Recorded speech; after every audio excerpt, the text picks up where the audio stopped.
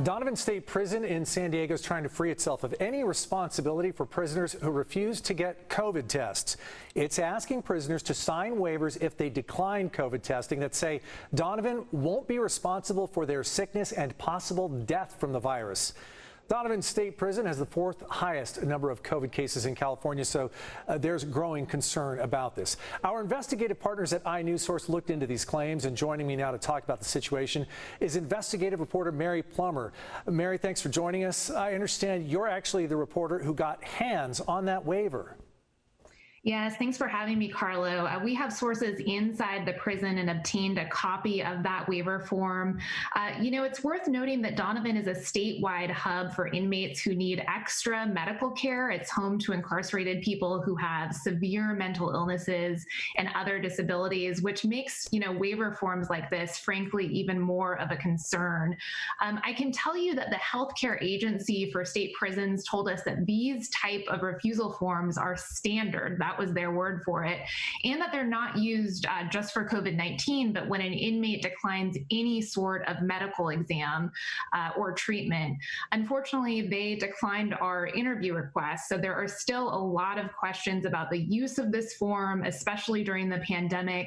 A lot remains unanswered right now.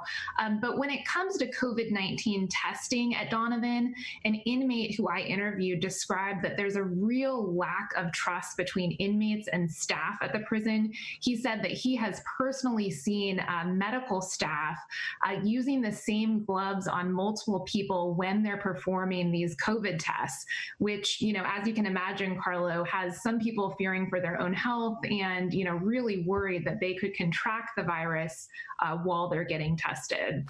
So Donovan isn't really sharing why exactly they're asking these prisoners to sign these waivers. They're not explaining themselves? That's right. They say that these forms are standard and wouldn't answer other questions. So there's still a lot that's kind of hanging out there remaining in question about the use of these forms. They declined multiple interview requests from us. So they're trying to waive responsibility here. They want their hands clean of these decisions and not to be held responsible for sickness and death. Is that ethical? Have we heard from experts on prisons what they think about this situation? My colleague, Jill Castellano, who worked on this story with me, we talked to medical and legal experts for this story. They had a range of concerns.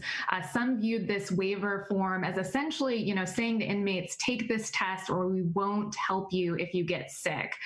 One attorney said that she thought the form may actually violate the 8th Amendment, which protects incarcerated people from cruel and unusual punishment.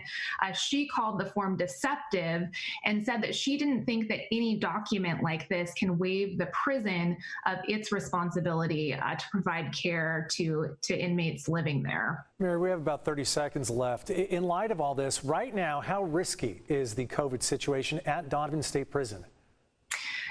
There has been improvement. Statewide COVID-19 cases have decreased significantly in California prisons, but the risk is certainly still there. As we've talked about, Carlo, 18 Donovan inmates and 1 staff member died of COVID-19 in December and January. The latest numbers show that there are 6 active cases among staff. 1 inmate currently has the virus.